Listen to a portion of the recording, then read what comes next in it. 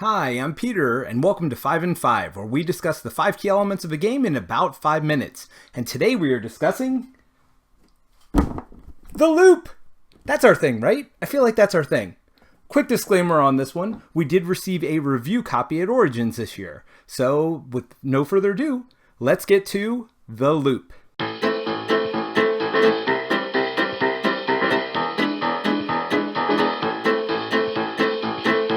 So the number 5 thing I want to discuss is the scaling of the game. And I mean that in 2 ways. Number 1, I think the difficulty scales really well. First of all, there are 4 different scenarios you can play. And within each scenario, there's actually 3 different difficulty settings. So there's lots of way to scale difficulty. The game skews a little bit easy when you first start playing it. But as you play it more and more, you can increase that difficulty by playing different scenarios and or increasing the difficulty levels. The other place I think it scales really well is player count. I've played this from solo all the way up to 4 characters, and it does scale very well. The one thing I'll say is at higher player counts, the downtime can be a little bit, but not too bad. Player turns tend to go pretty quickly once everybody knows what they're doing. And that leads beautifully into my number 4 point, which is solo play. I actually felt this deserved its own spot on the list, and the reason is it really does a good job. It doesn't just tack it on. It doesn't say play one character. You're actually going to play with 2 to 4 different agents when you play the solo game, but you don't have to keep track of all their special powers or anything else as you're going. What you're going to do is you're going to flip cards from the top of your deck until one agent fills up with 3 cards, and then that's the agent that's going to be active for the turn. So you don't have to pay attention to a bunch of different characters. You don't have to multi-handed solo. It actually works really well with what they're trying to do, and it feels like a multiplayer game. Sometimes you go the same character twice in a row. Sometimes you work with other characters. It works really, really well.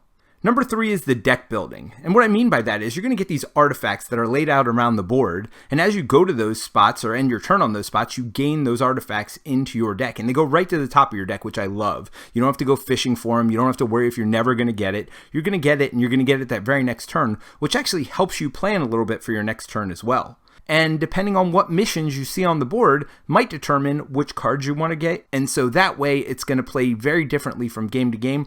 Also, you can look at the dimensions in the upper left-hand part of the card, and that'll help you to determine which cards you want to get, because you may want to get some that match ones you already have. And that way, when you do a loop, that loop's going to become more and more powerful as the game goes along. My number 2 point is the cube tower, and that's the first thing you'll probably notice about the game. I mean, there's lots of giant meeples and things like that as well, but the cube tower tends to stand out. And it's interesting because there's actually been a few games that work with this same concept where you're throwing things in a tower and it randomizes it. Dark Tower coming out is going to have that, as well as the Spill. But this is the first one to market with this cube tower thing where it's going to send it to different areas, and all of them work a little bit differently from each other, but I do think it's a good way to randomize things. Now this is a little bit of a mix for me because it can lead to some swinginess as well. Normally it actually does a pretty good distribution, and because it's random you actually want it to not always have the same distribution each time, so having swings one way or another can be kind of fun to play around with and have to think about. But some of your missions are requiring you to remove rift cubes from certain areas, and sometimes those rift cubes just don't go on the areas. The other thing is, at certain points, if you leave enough agents on the board, you might get 4 cubes coming out in one area and just completely destroying an area on one turn. So it can lead to a little bit of swinginess, although it is a co-op game, it's fast enough, it's light enough that it doesn't bother me, but it might bother some people. But my number 1 thing you should know about this game is the player turn puzzle. It is amazing. That is what makes this game so good. That's what makes it so fun. You have your cards, and you have different cards that you can play with.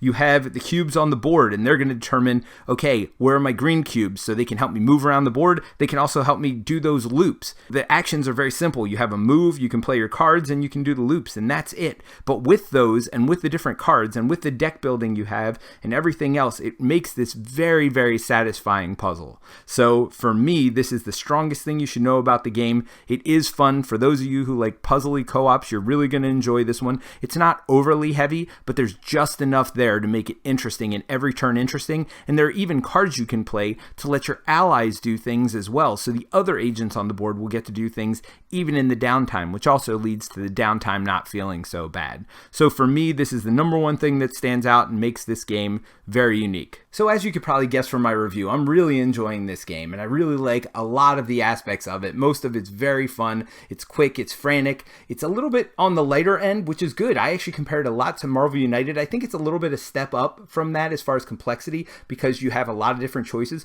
but I also think it does some things way better than Marvel United does as well. So for me, this is definitely a winner. It's definitely a keeper, something I'm looking forward to in my collection. So some people it might not appeal to are people who want really heavy, thinky co-op games. Spirit Island's one of my favorite, but I don't want to play it all the time. Sometimes I want something lighter to come to my table, and that's what this is great for. It's great for playing with families, people like that. But if you're looking for a really heavy, deep co-op game, this isn't going to be the one for you necessarily. But for me, it's a real hit and a real winner. So I hope you enjoy it. By the way, we have a video for this one, so check up in the corner and you will get a link there to see that video right now if you want to see how gameplay works. Anyway, hope you enjoy, and we will see you at the next stop. Bye!